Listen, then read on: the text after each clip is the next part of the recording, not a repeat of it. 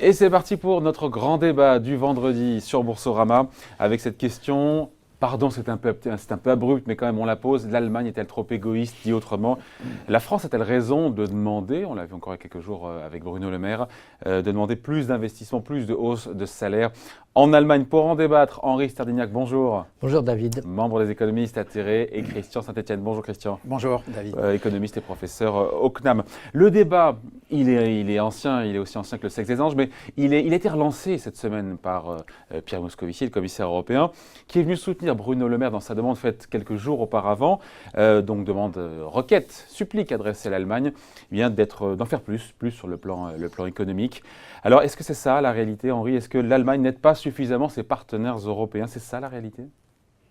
D'abord, il faut dire que ce n'est pas spécifiquement une demande française, puisque vous savez qu'il existe une procédure de déséquilibre macroéconomique à l'échelle européenne, dans laquelle on surveille la situation de chacun des pays, et la PDM donc, la procédure de déséquilibre macroéconomique a cette année mis en garde l'Allemagne et les Pays-Bas contre le fait qu'ils avaient des excédents extérieurs trop importants. C'est hyper intéressant, Henri. On va dans ce sens-là parce qu'on dit souvent, voilà, les mauvais élèves, ceux qui ont des déficits budgétaires supérieurs à 3%, évidemment, nous on est dedans, même si cette année, pour le coup, on va être en dessous. Mais il y a aussi dans l'autre sens, ceux qui ont des excédents, ceux qui on tape moins sur les doigts, des excédents pour le coup courants extérieurs. Et c'est vrai que l'Allemagne, record du monde, 9 points de PIB. 9 points Mais de ce n'est PIB. pas nouveau non plus. Hein. Donc ce n'est pas nouveau. Donc la Commission a demandé à l'Allemagne de corriger ça. C'est également le cas du FMI. Donc il y a une sorte d'unanimité pour dire cet excédent, ça déséquilibre, mais ça traduit ça quoi? Déséquilibre la zone euro et ça contribue au déséquilibre mondiaux. L'excédent d'épargne qui se traduit par des taux d'intérêt réels extrêmement faibles. Mais par des déficits d'investissement, par des salaires qui ne sont pas assez élevés. C'est ça que les Français demandent. Il le demande Bruno Le Maire. On a des images, il dit voilà, il faut encore une fois plus d'investissement public, plus des salaires plus élevés. Encore une fois, oui ou non, répondez à la question juste, est-ce que l'Allemagne n'en fait pas assez pour aider ses voisins européens? Est-ce qu'elle est trop peu coopérative? Est-ce qu'elle est égoïste? L'Allemagne a choisi une stratégie macroéconomique qui est contre-productive à l'échelle de la zone euro. Voilà, on peut ensuite... Christian. Alors, juste un point de complément sur le premier segment là, de l'excès d'excédents allemands et néerlandais. Au niveau mondial, la planète, c'est un vaisseau. Hein, donc, s'il y a d'énormes excédents quelque part, ça force à des déficits énormes ailleurs. Hein. Donc effectivement, si on veut pointer le doigt continuellement sur ceux qui ont des déficits, si on ne les aide pas en réduisant les excédents... On parle des commerciaux. Voilà. Les Allemands de la balance courante. Plus qu'ils n'importent. Voilà. En gros, ils ont un excédent extérieur de 200 milliards et nous un déficit extérieur de 60 milliards. Quelle différence milliards. entre excédents commerciaux et excédents extérieurs? Parce que commerciaux, c'est on vend, on exporte plus qu'on importe. Excédents extérieurs. Non, mais c'est simplement le périmètre. Généralement, quand on parle d'excédents commerciaux, c'est les échanges de biens. Et quand on parle des échanges extérieurs, c'est biens, services et puis un certain nombre d'éléments de rémunération. Non, enfin, c'est la rémunération du capital et du travail. Parce que tout ce qui est véritablement financier, c'est dans la balance des capitaux. Mais donc, quand on parle de balance courante, c'est... pour comprendre peut-être plus facilement, le PIB, c'est la somme des productions de biens et services. Ouais. Donc la balance, les échanges extérieurs, c'est ce qui concerne le même périmètre de biens et services. Et donc, si on a d'énormes excédents en Allemagne, il y a des déficits ailleurs. Et si le système, c'est comme les rats dans un laboratoire, hein, si vous mettez la comparaison. Si vous mettez des décharges électriques plus fortes sur les rats déficitaires que sur les rats excédentaires, alors que, in fine, une partie du déficit qu'ont les rats déficitaires est liée aux excédentaires, vous avez un déséquilibre, quoi. Les rats excédentaires... Vous le suivez sur ces histoires de ratons, là? Non, mais si vous caressez les rats excédentaires et si vous envoyez des décharges électriques aux rats déficitaires, oui, il y a un déficit de gestion globale au niveau du vaisseau Terre. D'accord, mais on va rester déjà sur le vaisseau zone euro. L'Allemagne n'achète pas assez de produits de ses voisins européens? C'est le reproche qu'au font les Français, enfin le gouvernement. Il faut aussi plus de hausse de salaire. En même temps, il est accompagné, enfin il est soutenu par le puissant syndicat de la métallurgie dans l'industrie allemande, IG Metall, qui vient d'engager un bras de fer aussi en demandant plus de rémunération, 6% de hausse de salaire. Ça veut dire que la France a raison dans ce débat-là? Moi, j'ai du mal à suivre quand même, parce que d'un côté, c'est la faute des Allemands, l'Allemagne paiera, et on se dit que c'est le bon élève de la classe, et donc on tape sur le bon élève aussi. Mais en même temps, le bon élève... Le problème, c'est qu'en économie, il ne faut pas être trop bon élève, hein. Bien sûr, vous pouvez vous dire l'épargne, c'est une vertu, et donc c'est bien si tout le monde épargne. Le problème, c'est qu'à un moment donné, il faut bien donner, et à un moment donné, il faut bien il faut bien consommer, sinon il n'y a pas d'économie. Donc l'argument de l'Allemagne, ça consiste à dire on est un pays vieillissant et on a besoin d'épargner aujourd'hui pour nos retraites de demain. Juste, je vais dans votre sens. Jens Weidmann. C'est ce qu'a dit Weidmann. Réponse de l'envoyeur, encore une fois, enfin réponse du berger à la bergère. Il dit quoi? Patron de la Banque centrale allemande de la Bouba, il dit... en gros, il dit quoi? C'est ça, il dit on a besoin d'excédents budgétaires, on a besoin d'excédents commerciaux pour préparer, pour financer le vieillissement. Pour financer nos futures retraites. Le problème... Et il a dit aussi qu'il serait vain que l'Allemagne dépense davantage pour aider ses voisins. Ça serait vain. Ce sont ses mots. Oui, il y a deux problèmes différents. Premier argument... c'est une fin de non-recevoir. C'est une fin de non-recevoir. Oui, il refuse. Mais premier argument, on épargne parce qu'on est un pays vieillissant, ce qui est vrai. Il n'y a pas assez d'enfants en Allemagne. C'est compensé en partie ces dernières années par l'immigration, mais globalement, il n'y a pas assez d'enfants, donc c'est pour les retraites de demain, c'est vrai. Mais le problème, c'est qu'au niveau macroéconomique, ça ne tient pas. Je veux dire, au niveau macroéconomique, il faut bien investir. Et les Allemands investissent pas assez. Mais dans quoi on parle? On parle de quoi? Des routes? Je voudrais revenir à la question initiale, parce que je pense que l'Allemagne était l'égoïste. Voilà, il y a deux versants. Et si on ne les traite pas séparément... On arrête les rats de laboratoire. Le premier versant, c'est est-ce qu'il y a quand même un nombrilisme allemand, hein, c'est-à-dire, moi, Allemagne, je fais avancer mes intérêts allemands. Il y a le mercantilisme allemand déjà, assurément. Donc la réponse, quand même, globalement, est oui. Hein. Alors, ils ont constitué un système ultra efficace. Bon, ils défendent leurs intérêts, mais ils les défendent bec et ongle. Donc, et puis, il y a en plus une dimension culturelle qui fait qu'un Allemand achète des produits allemands, alors qu'un Français n'achète pas forcément des produits français. Donc, il y a vraiment un pays qui est une sorte de cocon qui tourne sur lui-même. Donc, il y a ça. Ce n'est pas un crime, ils ont le droit, mais ça nous renvoie au deuxième versant. Le deuxième versant, c'est quoi? Il y a une fiction qui s'appelle la zone euro. En réalité, c'est une fiction. On a la même monnaie. Oui. Mais on ne partage pas les mêmes visions, on ne partage pas les mêmes intérêts.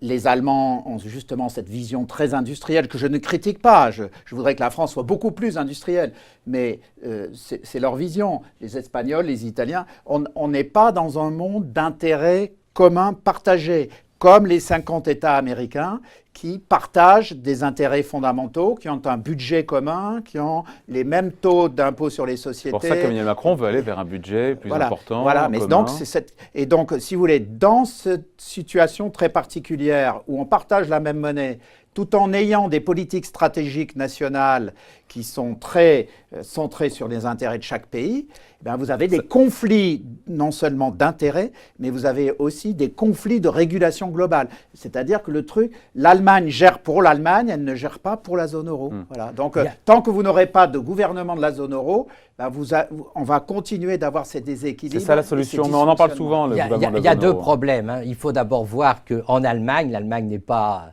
un seul bloc. Hein. Il y a des problèmes spécifiques à l'Allemagne. Il y a des économistes allemands qui disent attention, on n'a pas assez d'infrastructures publiques, nos routes sont en très mauvais état. Il y a des gens qui remarquent que la situation des retraités en Allemagne est extrêmement préoccupante. Hein.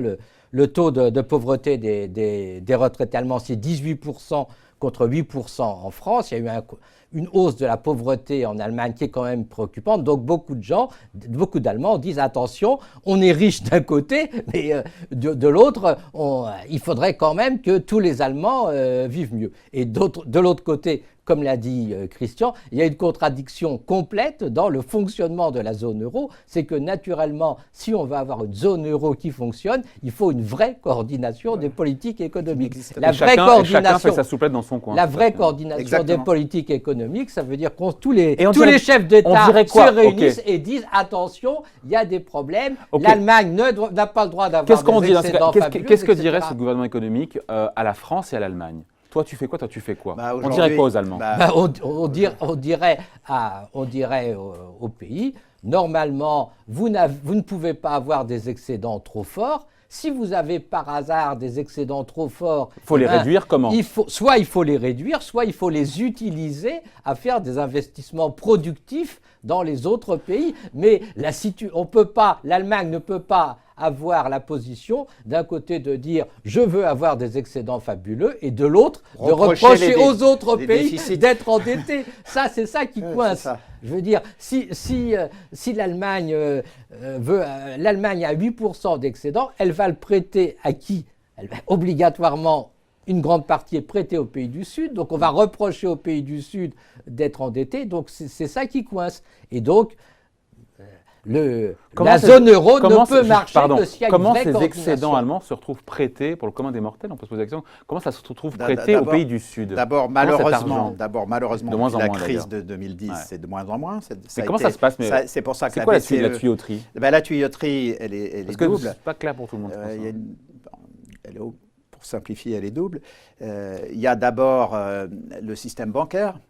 C'est-à-dire qu'une entreprise française qui veut investir en France, il y a des banques allemandes qui ont des succursales en France et qui cherchent à prêter pour avoir des revenus. Donc elles vont prêter de l'argent et en fait ce qu'elles prêtent, c'est l'argent de la maison mère d'une certaine façon. Donc ça c'est un premier canal. Et le deuxième, justement comme on le disait à l'instant, comme ce principal canal, c'est ça le canal normal. À l'intérieur de la France, c'est comme ça que ça marche. Ouais. Mais comme entre l'Allemagne et la France, ou l'Allemagne et l'Espagne, il y avait la crise de 2010-2012 a entraîné une rupture complète de ces mécanismes normaux. Et donc, le deuxième canal actuel, c'est la BCE qui s'est substituée. Parce que les banques ne se prêtaient plus entre elles. Voilà. Et donc, les Allemands accumulent des créances sur la BCE, alors que l'Italie et l'Espagne ont des normes déficits vis-à-vis de la BCE. Oui, il y a un mécanisme qui s'appelle Target 2. Ah, c'est hyper compliqué, ça. Il y a un mécanisme qui s'appelle Target 2 qui fait que les excédents allemands sont les excédents des banques allemandes sont automatiquement reprêtés au système financier déficitaire de l'Espagne, de l'Italie, de la Grèce. Et donc, c'est ce mécanisme de Target 2 qui assure le fait que la zone euro existe, qu'on a une monnaie unique. Et en même temps, l'Allemagne se retrouve obligée de prêter aux pays du Sud. Je n'ai pas regardé dernièrement, mais l'Allemagne a quoi, 700-800 milliards d'excédents dans Target. Elle a accumulé des avoirs fabuleux par l'intermédiaire de Target 2. Donc les banques allemandes ont 800, qu'on comprenne, pardon, on s'arrête un peu là-dessus. Mais une créance nette de 800 milliards sur les banques espagnoles.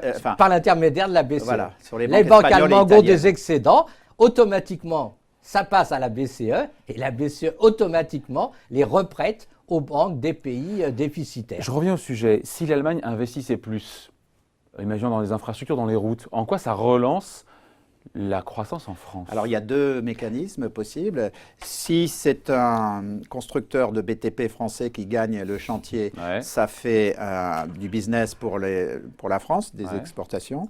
Mais vraisemblablement, si on revient à ce que je disais, l'Allemagne qui fonctionne en cocon, ils vont donner les marchés à des entreprises allemandes. Alors pourquoi demander à l'Allemagne d'investir plus? Non, mais je n'ai pas fini. Alors. Donc ça, c'était l'effet premier. Mais ensuite, il y a un effet second. C'est que si vous investissez malgré tout, les entreprises allemandes verseront plus de salaires. Si elles versent plus de salaires, les Allemands, quand même, ils vont peut-être importer des produits français. Donc, il y a un effet premier qui risque de ne pas se mettre en place et on pourrait quand même avoir un effet secondaire. Théoriquement, l'Allemagne est au plein emploi. Et donc, théoriquement, si effectivement il y a une très forte relance en Allemagne, obligatoirement, ça se traduira par une augmentation des importations et surtout une hausse des salaires. Et donc, c'est ça le mécanisme sur lequel il faut compter, c'est effectivement, Attends, si l'Allemagne est effectivement très proche du plein emploi, même si les Allemands préfèrent les produits allemands, au bout d'un certain temps, il n'y aura pas de produits allemands. On n'est pas encore là. Le prix des produits allemands augmentera suffisamment pour qu'on achète des produits Juste, français. si on résume un peu, il est légitime de demander à l'Allemagne de réduire ses excédents courants parce qu'ils sont trop élevés, et en même temps, il est légitime d'écouter les Allemands qui disent on est un pays vieillissant. Nous, de manière égoïste, oui, il faut qu'on finance ce vieillissement, le coût de ce vieillissement, et donc au final. Mais c'est comme, si vous voulez, c'est comme dans tout phénomène contractuel. Il y a toujours quelqu'un qui gagne un peu plus dans un contrat, mais il ne faut pas que le déséquilibre soit insupportable. Voilà. Donc là, au fond, quand on regarde les 50 dernières années, moi j'ai travaillé au FMI, et je regardais ça, on tolérait assez bien des excédents d'1,5 point, 2 points de PIB des commerces extérieurs de certains pays. Quand l'Allemagne a connu 2 points d'excédent, il y a combien de décennies? Il faut revenir à non, l'Allemagne, alors justement, non. Au moment de la réunification, elle était déficitaire. 20 ans. Elle a été déficitaire. 20 ans, oui, il y a 20 ans, elle était on dit la même déficitaire. chose. Non, mais le fait qu'elle soit à 8 ou 9, c'est les 10 dernières années. Et donc, tout est question de mesure. C'est le fait qu'elle soit passée d'un excédent de 1 ou 2 à 8 ou 9. En plus, là, on parle de points de PIB, mais le PIB allemand, c'est un gros PIB. Donc c'est 200 milliards. 200 milliards. 300 milliards. Donc, il faut que 200 300. Ouais, mais enfin, 300 milliards. Oui, quand on prend en courant. C'est 2800 milliards, c'est ça, le PIB allemand, 250. Mais ça veut dire que pour absorber ça pour les autres, c'est colossal. C'est colossal. C'est un excédent. Si vous voulez, si l'Allemagne, en milliards, avait un excédent de 50 milliards, on voit bien que c'est plus facile à absorber que 250 milliards. 200 milliards, ça veut dire que les autres pays se prennent 200 milliards à devoir financer. Non, mais là, il faut bien voir que la stratégie sympathique disant on va être compétitif au maximum, on va faire travailler les gens, mais on va leur donner des salaires qui ne sont pas à leur hauteur de leur productivité, on va financer nos retraites demain par l'épargne d'aujourd'hui, qui est tout à fait sympathique du point de vue du pays concerné, ça ne marche pas à l'échelle mondiale. Et donc, en tout cas, à l'échelle européenne, à l'échelle européenne, de la zone euro. À l'échelle mondiale, dans un système fermé, c'est pas possible. Ça marche pas. Et donc, il faudrait que l'Allemagne change de stratégie. Quand on écoute le patron de la Banque centrale allemande, apparemment, on ne bouge pas. On ne va pas le faire. Il y a eu un accord là entre le SPD et la CDU qui effectivement qui aborde ce sujet. Qui aborde ce sujet, qui annonce une petite hausse. Il aborde pour l'évacuer. Qui annonce une petite hausse des salaires, une petite réforme des retraites qui va lutter un peu contre la pauvreté des retraités, mais c'est pas actuellement à la hauteur du. C'est pas actuellement à la hauteur. Dit autrement, si l'Allemagne avait des excédents courants plus acceptables, 2-3 points de PIB, nous en France, on aurait plus de croissance. Oui. Ah oui, bien sûr. On sera à combien de croissance? Et eux, ils en auraient un peu moins aussi. On aurait peut-être un demi-point de croissance de plus, oui. Parce que si l'Allemagne... ils auraient un demi-point de moins. Parce que, oui, pas très loin, oui. D'ailleurs, on aurait le même taux à peu près, du coup. Mais quand même, vis-à-vis des auditeurs, ce qui est clé, c'est que ce qu'on décrit là, c'est les conséquences de l'absence d'un mécanisme de coordination à l'intérieur de la zone euro. On y revient. Et donc, d'ailleurs, permettez-moi de dire, je sors un livre aujourd'hui qui s'appelle « Osons l'Europe des nations ». Moi, je propose de mettre en place un système qui soit un noyau dur fédéral autour de la France et de l'Allemagne et des pays du Benelux avec Italie, Espagne, Portugal, Autriche, un ensemble de 9 pays, pas fermés, ouverts. Mais l'idée, c'est qu'on se mettrait d'accord sur un contrat où on déciderait de faire ensemble, de construire ce mécanisme de coordination. Zone euro à 2 vitesses. Voilà. On avance avec ceux qui ont envie d'avancer. Voilà, exactement. On ne ferme rien aux autres. On leur dit, si vous êtes prêts à signer... C'est les cercles concentriques, ça, non? Oui, si on veut. Et on dit aux autres, si vous êtes prêts à signer sur le mécanisme de coordination, la mise en place d'un budget minimal de 2 ou 3 points de PIB pour, par exemple, construire 20 universités européennes de rang mondial dans les 50 premières mondiales sous 10 ans, si vous êtes prêts à faire un effort collectif, parce que l'Europe est en train de perdre pied dans la 3e révolution industrielle, donc si on est prêt à... Et là, ça serait des investissements, les Allemands ne pourraient pas refuser de les faire. Ça vous plaît? Vous allez lire son livre?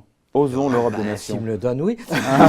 Non, mais la question qu'il faut bien voir, c'est que pour faire de la coordination, il faut accepter que pendant un certain temps, les pays fassent des politiques différentes. On est actuellement dans des situations très différentes entre la France, l'Allemagne, l'Espagne, et la coordination, c'est pas d'imposer aux pays de faire la même politique macroéconomique, c'est d'accepter pendant 10 ans, 20 ans, de faire des politiques différentes pour converger. Or, le drame de la zone euro, c'est qu'on applique des règles qui n'ont aucun sens. Les règles quand on dit à certains pays vous avez des déficits publics excessifs, c'est pas la question. Quand le problème, c'est ailleurs. La politique industrielle qui est défaillante en France ou l'épargne qui est trop abondante en Allemagne. Donc, il faut une coordination qui soit subtile et qui s'applique aux situations réelles.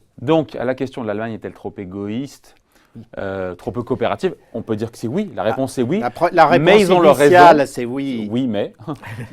mais c'est aussi dû à un déficit de coordination. Alors néanmoins, à ce deuxième niveau, on peut quand même à nouveau dire qu'il y a un problème allemand parce qu'elle ne facilite pas l'avancée vers la coordination, puisque sur tous ces mécanismes de coordination, elle dit non. C'est pas son intérêt. L'Allemagne est un pays dominant en Europe, mais ce n'est pas un pays hégémonique, c'est-à-dire un pays qui tient compte de la situation de l'ensemble de ses partenaires. Allez, merci à tous les deux. Donc, je rappelle le livre « Osons l'Europe des Nations ». Ça sort aujourd'hui, édition, chez qui? Chez Audition de l'Observatoire. Voilà, c'est noté, donc, signé Christian Saint-Etienne, également Henri Stardignac, membre des économistes atterrés. Merci à tous les deux pour ce grand débat. Bye. Bye.